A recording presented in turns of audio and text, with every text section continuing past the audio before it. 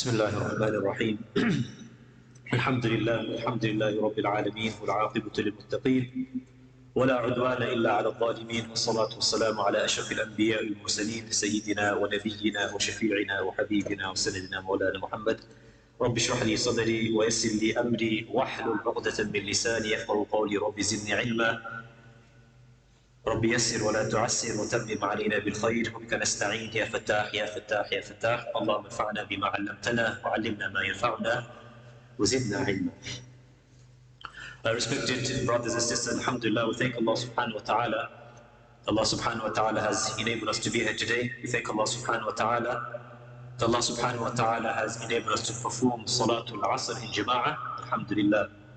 So for the brothers and sisters that have been following us and following our online classes for a long time would know that on a Tuesday we have the regular reminder, the regular lessons of Fiqh.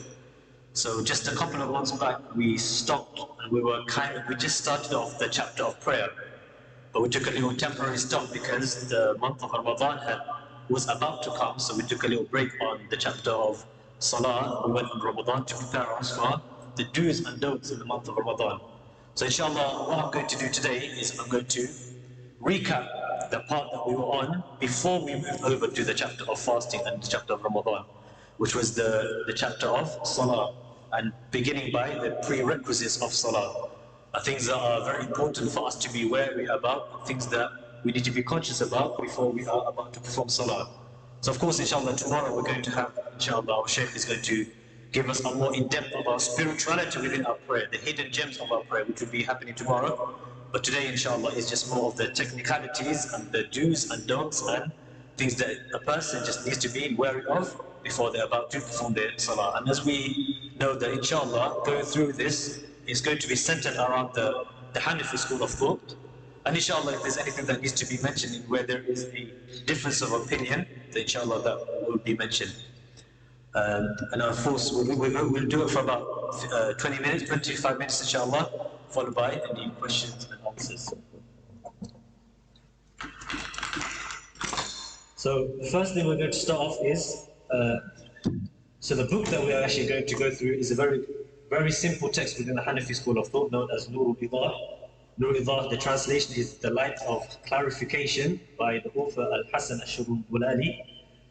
One of the reasons we have chosen this book is there's a lot of subsections of Masail. There's a lot of Masail and Islamic rulings that is very easy explained, very easily we can talk about this, and we can, inshallah, have a discussion in regards to these matters. The first thing that he mentions in regards to the prayer, when it comes to the prerequisites of prayer, is he says, لا بد لصحة الصلاة من 27 شيئا. It is necessary in regards to the validity of prayer for 27 things. And the first thing that he mentions is الطهارة من الحدث. The first thing a person should be aware of is making sure that they are pure and clean from hadath. Now what does hadath mean? The hadath is of two types. You have hadath al-asghar and you have hadath al-akbar. So hadath al-asghar is basically when you are in need to perform a wudu. So anything that you break that then requires a wudu. So when you have broken, for example, the easiest example is, for example, a person comes out from the toilet. When a person comes out from the toilet, now we say he is in the state of hadath al-asghar, because why? He needs to perform a wudu. Then you have al-hadath al-akbar, which is the biggest form of hadath, and this means when a person now requires a ghusl. So we know generally when a person requires a ghusl, there are certain times, for example, when a person, he wakes up in the morning and he's in the state of janaba, he's had a wet dream, so now you would say, in this case, he requires a ghusl and he is in the state of al-hadath al-akbar. So in this case, when it comes to salah, a person has to make sure whether he requires a wudu, he does his wudu, or if he requires a ghusl, he performs a ghusl. And we find this from the tradition, and Allah subhanahu wa ta'ala saying when he says, يَا أَيُّهَا الَّذِينَ آمَنُوا إِذَا قُمْتُمْ إِلَى الصَّلَاةِ فَاغْسِلُوا وُجُوهَكُمْ وَأَيْدِيَكُمْ إِلَى الْمَرَافِقِ وَامْسَحُوا بِرُؤُوسِكُمْ وَأَرْجُلَكُمْ إِلَى الْكَعْبَيْنِ. That all you believers, that when you stand up for prayer, make sure that you have washed your face, make sure you have washed your arms, including your elbows, make sure you have the masah of your head, and make sure that you clean your feet, including the ankles. So these are things that we are aware of, these are things that we have previously discussed. And specifically when it comes to a woman, in relation to a woman, something that she also needs to be worried of, that she is free. When in her case, hadith al-akbar, the bigger form of hadith, is also when she is free from her menses. That's number one, free from her menses, or free from postnatal bleeding. So that's the first thing to be wary of. At-taharatu min al-hadith, making sure that you are clean and free from hadith. The next one. طهارة الجسد والثوب والمكان بنجس غير معفو عنه. To make sure three things. Number one, your body. Number two, your clothes. And the third, the place that you are performing your salah in, making sure that they are free from an inexcusable amount of najasa. I'll say that one more time. So three things to be aware of. Your clothes, your body, and the place where you are performing your salah in, they have to be free from an inexcusable amount of najasa. So now the moment we've heard of an inexcusable amount of najasa, it also tells us there is an excusable amount of najasa. There is an excusable amount of najasa. So what is najasa? Najasa is known as filth, impurities. So we have two types of impurities. You have najasa ghalira, and then you have najasa khafifa. Najasa ghalira is known as heavy impurity, and najasa khafifa is known as light impurity. So some of the examples of the heavy impurity is, for example, your human excreta, your urine, your pus, saliva from dogs, alcohol made from grapes. So these are types of najasa ghalira, heavy impurity. Najasa khafifa is, for example, the urine of halal animals. This is known as najasa khafifa. So you have najasa ghalira, you have two types. You have heavy, and you have solid, and you also have liquid. So solid is obviously your human excreta, and when it comes to the liquid, is known as the urine. So that's the two types of najasa. So what is the excusable amount, and what is the inexcusable amount? So when it comes to your najasa ghalira, okay, the najasa ghalira, which we said you also have some solid, you have liquid. So najasa ghalira of the solid type, if it is on your clothes or any part of your body, and it's less than 4.5 grams or less. So for example, if you had human excreta on your clothes, an amount on your clothes is less than 4.5 grams. If it's less than 4.5 grams, then you are permitted to perform salah with that amount on your clothes or on your body. If it's more than that amount, then you are not permitted to perform salah with that amount of najasa on your clothes. So that's najasa ghalira of solid. In regards to liquid, for example, let's say urine, for example, if urine was to fall on your clothes, or if urine was to fall on your body, so the excusable amount would be anything less than 2.75 centimeter diameter. So what is that, for example? They say that is roughly the inner palm of your hand, or a 50p coin. So if you had that amount of liquid on your clothes, and it was less than a 50p coin size, then you are permitted to perform salah with those clothes. But if it's more than that amount, then you are not permitted to perform salah with that amount on your clothes. And so that's najasa ghalira, solid and liquid. Najasa khafifa in this case, for example, urine of a halal animal. The urine of halal animal, they say, if it's less than a quarter of a limb, or less than a quarter part of the cloth, if it's less than that amount, then you are permitted to perform your salah with that najasa khafifa on your body. If it's more than that amount, then you are not permitted to perform salah with that amount on your clothes. The interesting part is, subhanAllah, is what is the actual reason? Where do we find this? We actually find this in, subhanAllah, when you find the amount of depth that Imams went into finding these masail, you get amazed. So the evidence behind this is, the Prophet sallallahu alayhi wa sallam, he mentions, إِذَا ذَهَبَ أَحَدُكُمْ إِلَى الْغَائِطِ فَلْيَسْتَطِبْ بِثَلَاثَةِ أَحْجَارٍ فَإِنَّهَا تُجْزِئُ عَنْهُ. The Prophet sallallahu alayhi wa sallam tells us that when one of you goes to the toilet, then he should do istinja with 3 stones.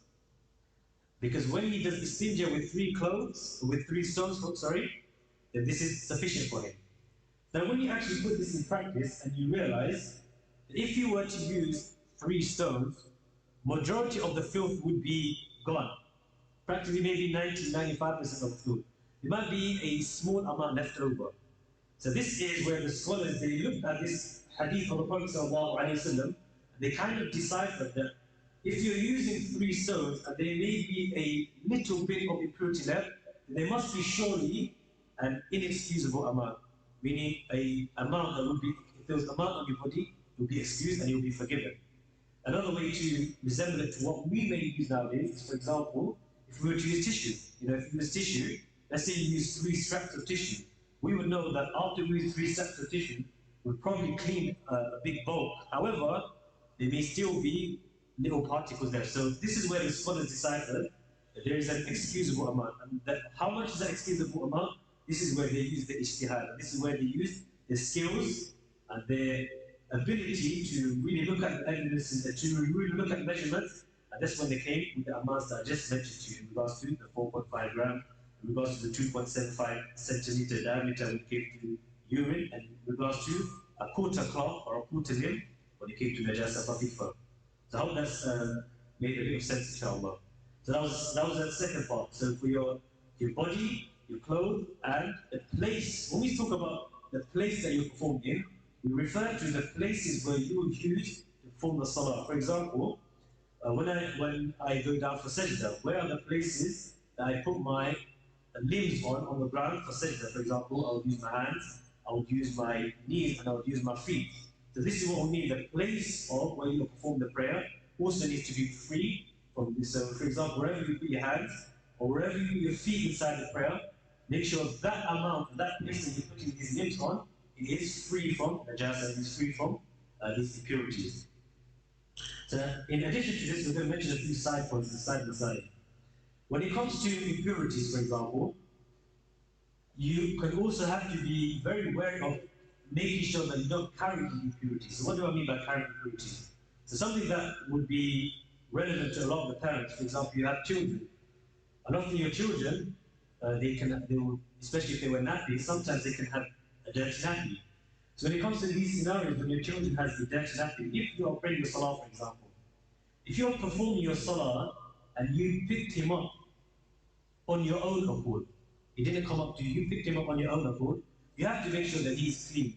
If he is not clean and you picked him up, and this has an effect on your salah won't be counted because now you are regarded as someone that is carrying najasa, carrying impurity. However, if, for example, which happens a lot when you're in sajda, when you're in ruku, and your children, they like to jump upon you, they like to jump on your backs, they came onto you on their own accord. You didn't pick them up, they came to you. Let's say they jumped on your back or they jumped on you, and they have a dirty nappy, for example. In this case, you will be excused and there will be no harm, there will be no harm from you, inshallah. Another thing to be wary of, let's say, for example, there is najasa, but it has not moved from its actual place of formation. So what do I mean by this? Let's say, for example, a dog. You perform the salah and a dog came next to you. We know that the impure part within a dog is its saliva. So if you're performing salah and a dog came next to you, but the saliva hasn't come out, then there's no harm. There's no harm done upon you. But the moment the saliva comes on you and the saliva touches you, this is the part where it has an effect on your salah, and should it touch you, and should the saliva come onto your body, then you would nullify your prayer. So these are things just to be wary of, and things to be careful of. Inshallah, none of these things happen, but if they were to happen, inshallah, now you know the masail and you know rulings in regards to these things. Another thing, inshallah, let's say, for example, there is impurities on your body, but however, you happen to be in a circumstance, in a condition, where you are unable to clean the impurity. There was no possible way of you cleaning the impurity. There was no water accessible to you in that moment. Then the scholars say in this moment, you are allowed to perform salah in those clothes with impurity. Let's say in another scenario, for example, most literally all of your clothes were impure. All of your clothes are impure, then here you have an option, either perform your salah with those impure clothes, or you actually do have the opportunity, you actually have the permissibility of performing your salah without any clothes, perform your salah naked. However, if at least there was at least a quarter or more of your salah clean, of your clothes clean, sorry, in this case, it would actually be obliged for you to perform salah in those clothes. Does that make sense? Do you have any questions so far? Any questions? No question, inshallah, we'll move on. And the last thing to mention is, for example, if there was any impurity on the floor, the places where you are performing your prayer, let's say you put a whole cloth over it. It will be permissible for you to perform salah in that cloth, provided you can no longer smell or feel any of the impurities. If that's done, then you are permitted to perform salah on that cloth that you put over the impure place, inshallah. The next thing to be mindful of in your salah is satr al-awra. To make sure that before you are performing your prayer that you have covered your awra, you have covered your satr, you have covered the parts of your body that needs to be, that you are required to cover generally. So for example, in the case of a man's awra, a man's satr, what we know, what we usually call it, is from his belly button and to his knees, including his knees. Obviously, this is where there is a slight difference of opinion between the Hanafi school of thought and the Shafi'i school of thought. That the Hanafi school of thought is where you have to make sure that you cover your knees. In the Shafi'i school, the knees is not included. But the main point is making sure that you are covering your awra within your prayer. And so before we move on, so the satr of a man is from his belly button to his knees, and the satr of a woman is her whole body. Her awra is her whole body, except her face, her hands, and her feet. So this is when she is performing her prayer, she has to make sure that the whole thing is covered. In regards to a man, we know this from the hadith of the Prophet ﷺ, when he told a person, he ordered the person to make sure he adorns himself with an izar.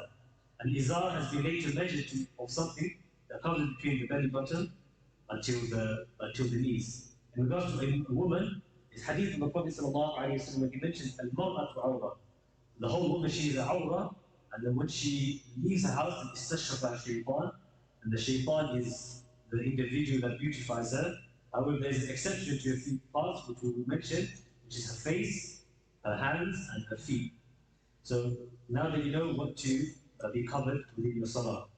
So this also tells us that you also be mindful of the type of clothing that you're wearing, because sometimes maybe, especially maybe in the case of a woman, where you wear see-through clothing. So if you have see-through clothing, you have to make sure that you're not wearing it because your satr, your awra is now not covered, because it's in the word, it is see-through and you're able to see it.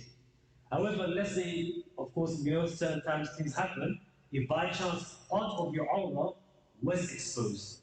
Let's say if part of your awra was exposed, what is the ruling in regards to this? The scholars say that if part of your awra was exposed within the prayer, if you manage to cover it within the time it took you to say 3 subhanallah, then it's okay, and you're fine. However, if you delayed covering your awra when it became exposed within your prayer, and it took longer than the time it would take to say 3 subhanallah, then in this case, your salah will break. So I'll repeat that point one more time. So by chance, within your prayer, part of your awra became exposed. In this case, if it became exposed and you manage to rectify and cover it within the time it takes you to say 3 subhanallah, then this is fine. However, if it was longer than that amount, that it took longer than 3 subhanallah, in this case, it affects the validity of the prayer, and your salah will be made to be repeated again, inshallah. However, in the case, for example, and these are now we'll just refer to some other masail in relation to this. Let's say, for example, people in certain scenarios, for example, your brothers may know of certain brothers, when you're in jail, sometimes part of there's a kind of humiliation that happens when they are stripped off naked, unfortunately. And in these cases, for example, if you need to perform your prayer, when it comes to perform your prayer in these scenarios, then when you come to perform the salah naked, in this case, you perform your salah sitting down. You perform your salah sitting down and as far as away from human interaction as possible. As far as possible where no one is able to see you. In regards to when you are unable to perform your salah and you have to perform your salah naked, and the reason you were made to perform in this manner was due to a human being, in this case, when the restriction is no longer there anymore, then try your best to repeat the prayer. If not possible, then it's fine, we ask Allah subhanahu wa ta'ala to accept it. But if you can repeat those prayers that you had to perform once you perform the naked, if you can repeat them, then repeat them. If you can't, then we ask Allah subhanahu wa ta'ala to forgive you, we ask Allah subhanahu wa ta'ala to accept your prayers, inshallah. The next thing to be mindful of when it comes to performing your prayer is to make sure you are facing the Qibla. To make sure you are facing the Qibla is a prerequisite of your salah, and hadith of the Prophet sallallahu alayhi wa sallam mentioned about Abu Hurairah radiallahu anhu. He says, "Istaqbil al-Qibla وكبر, then make sure you are facing the Qibla, and then do the Takbir Tahreem for your Salah. So for us in England, it's roughly about southwest. And if by chance you are in, Alhamdulillah, we have many opportunities to find our way for the Qibla. You know, people have, I'm sure every single person has internet. Generally, you can just find up the local masjid, or we have Qibla apps nowadays, which allow us to find where the Qibla is.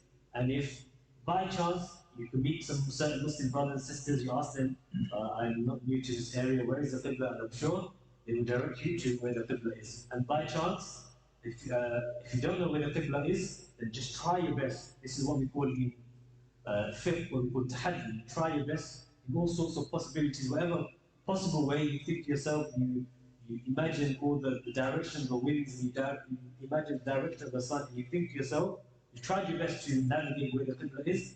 As long as you perform your salah within your best estimation of the Qibla, inshallah, your salah will be valid if you had no other means of finding where the Qibla is. So this is what we actually know as tahaddi. And if you didn't do tahaddi, you just performed without any consciousness, in the sense that you didn't try your best to find out where the Qibla is. And then someone told you where the actual direction of the Qibla is, then you actually have to repeat your prayer again. Because in this case, you didn't try in any way, shape, or form. Or if you tried your best, even if after you performed your prayer, someone came and told you, no, the direction of the Qibla was actually that way. In this case, regardless of even if you got it wrong, because you tried at the beginning, you tried your best, then your salah will be valid, and your salah will be accepted, inshallah. The next thing, the last thing that we'll finish off for today, inshallah, is اعتقاد دخوله. To have the conviction that the salah time has actually entered. Why is this a prerequisite? It's because you cannot start off your salah based upon shak. You can't start off your salah based upon doubt. Your salah needs to be started off with a firm intention and with firm conviction. Because if you do not do it in this manner, then your whole salah is affected, the whole validity of your salah is affected, the actual foundation aspect of your salah. And for this reason, if you have no conviction, then your salah won't be counted. But if you have conviction, then of course your salah will be counted, inshallah. So in part, we'll finish up with this part today. Inshallah, we'll carry on with the prerequisites of salah in the following Tuesdays. Every Tuesday, inshallah, we'll carry on with these prerequisites of salah. We'll see how far we've gone, inshallah. So now I'll finish up with any of the brothers have any questions.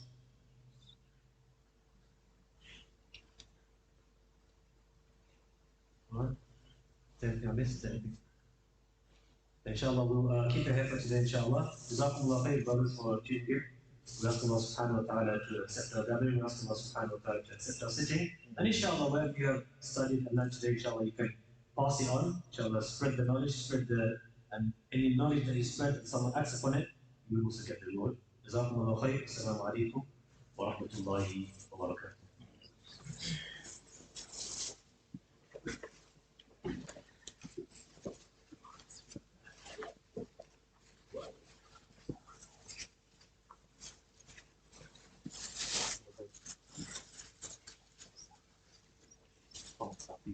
Southeast, bro. Just make sure to check. Look.